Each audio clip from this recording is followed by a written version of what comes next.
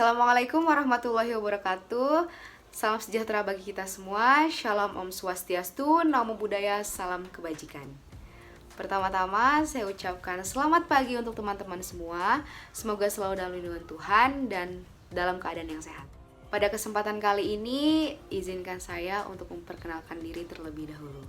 Perkenalkan, nama saya Aulia Urfi, mahasiswi jurusan Desain Produk, Fakultas Desain dan Industri Kreatif, Universitas Esa Unggul. Selanjutnya, izinkan saya untuk mempresentasikan ujian tengah semester mata kuliah teknik presentasi.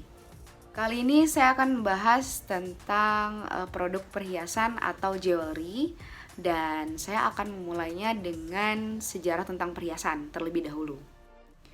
Desain perhiasan adalah seni atau profesi merancang dan membuat perhiasan. Ini adalah salah satu bentuk dekorasi peradaban paling awal yang berusia setidaknya 7.000 tahun sejak masyarakat manusia tertua di Mesopotamia dan Mesir.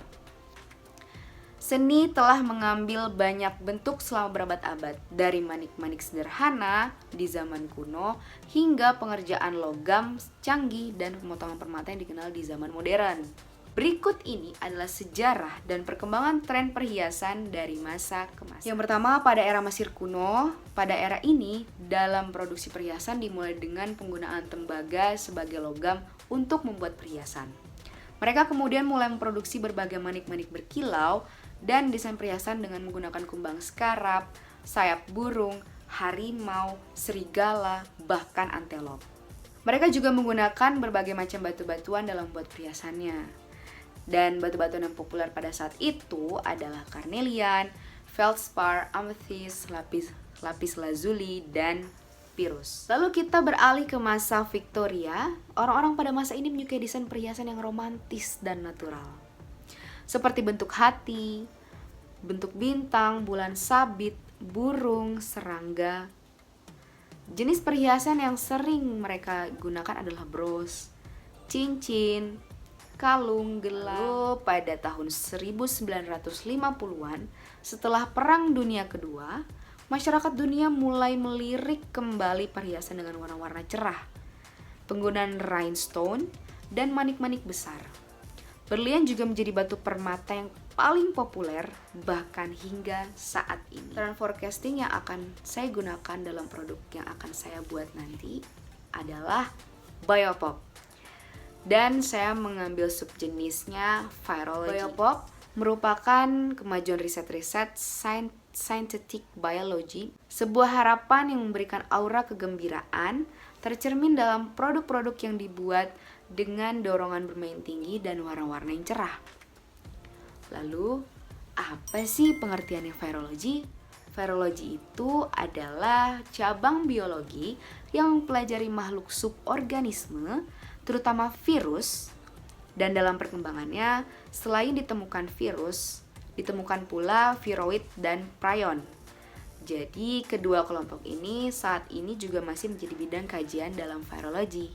Saya mengambil trend forecasting berupa virus karena saya terinspirasi oleh pandemi yang sekarang sedang terjadi di Indonesia dan di seluruh dunia.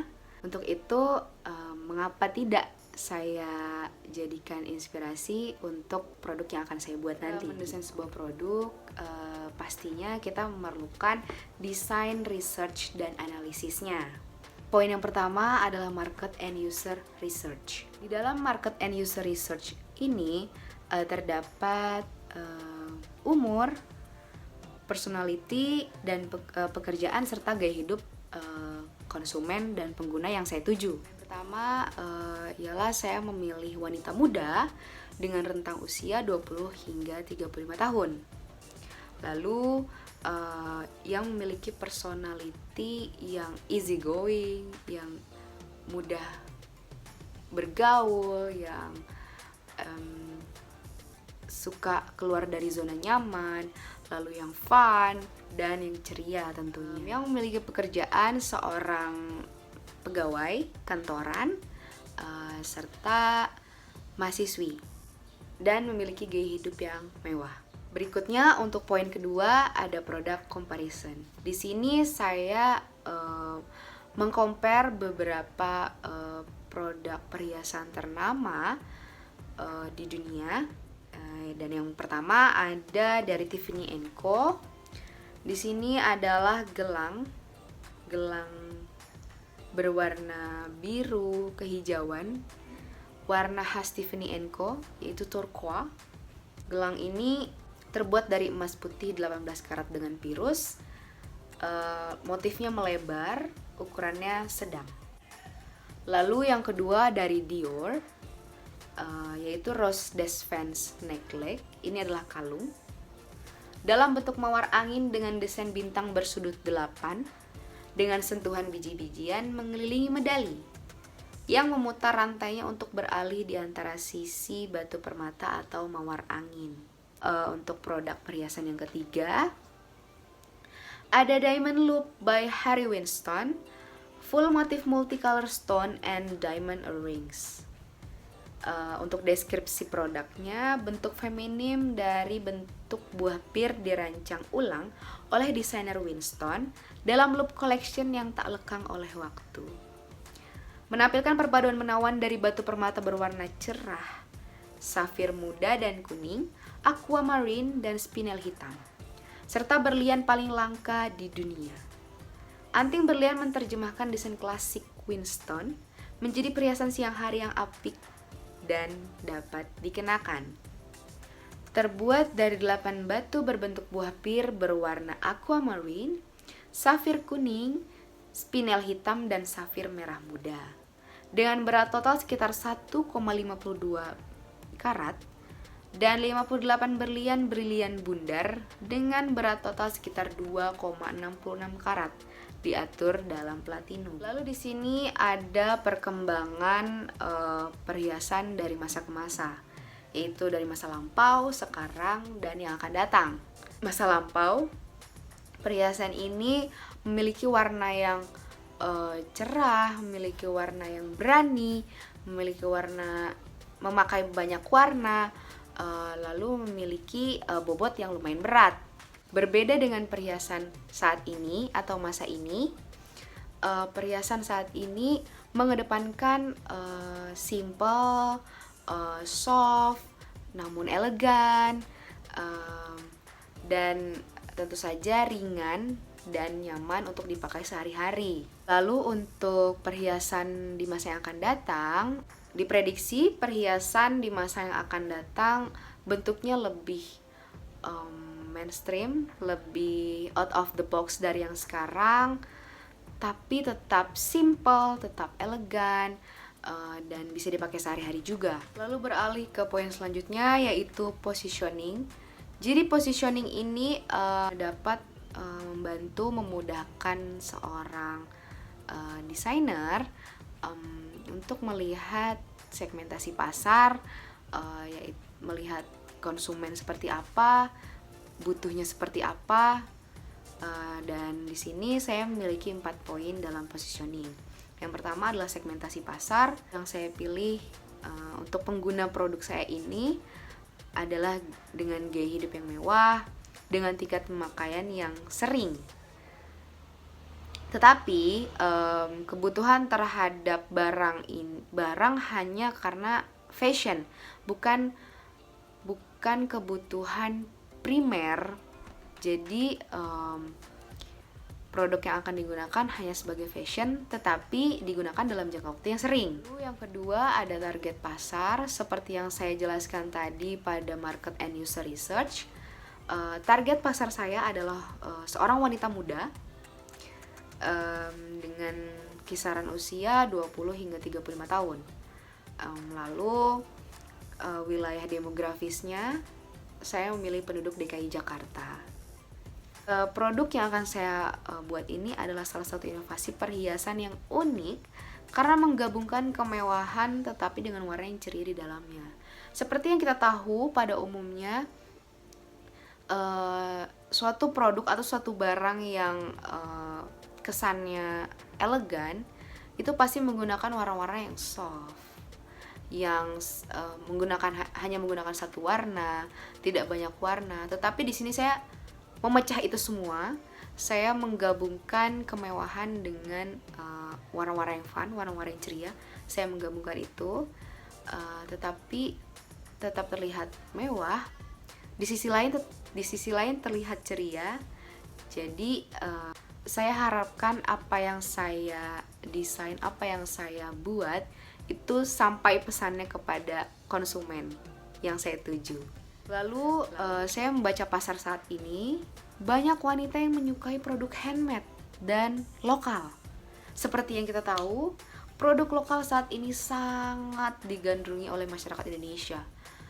Produk lokal saat ini sedang naik daun dan sedang dicari-cari karena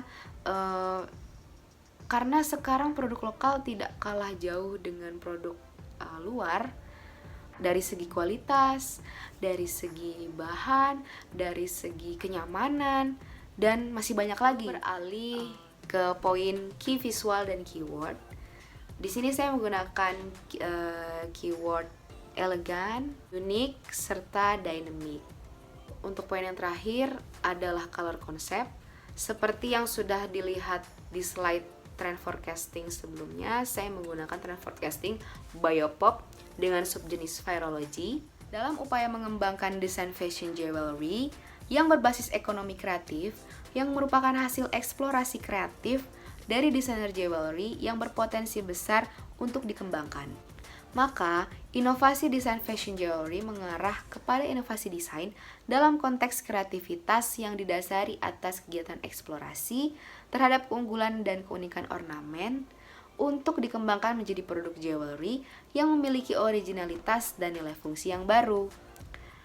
Dan di sini saya memilih Biopop dengan subjenis virology. Bentuk organik berwarna cerah yang mengingatkan kita kepada makhluk berukuran mikro seperti bakteri, virus, yang selama ini dianggap sebagai sumber penyakit. Namun, belakangan ini, beberapa eksperimen hasilnya malah menjadi harapan penyembuhan dan menjadi sumber alam yang baru. Lalu ada brainstorming jewelry, yaitu anting. Selanjutnya ada material yang saya gunakan untuk pengait yang akan dikaitkan ke kuping. Material yang saya gunakan adalah platina. Lalu bahan untuk antingnya sendiri adalah alloy. Selanjutnya ada mock-up yang saya buat. Bahan mock-upnya sendiri adalah PVC foam board yang berdiameter sekitar 2 mm. Lalu untuk FAB produk ini sendiri yaitu feature, advantage, dan benefit. Pertama ada feature.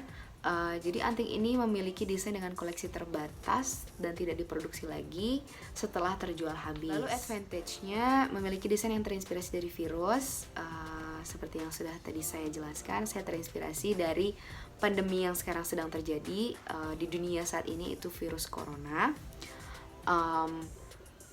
Kenapa saya memilih ini? Karena unik dan tidak pasaran. Untuk benefitnya, bila membeli perhiasan anting ini, Anda akan terlihat lebih modis dikarenakan warna anting yang cerah, dan juga Anda adalah salah satu pelanggan yang beruntung memiliki anting koleksi terbatas ini. Sekian presentasi dari saya, kurang lebihnya mohon dimaafkan. Bila ada salah kata juga mohon dimaafkan.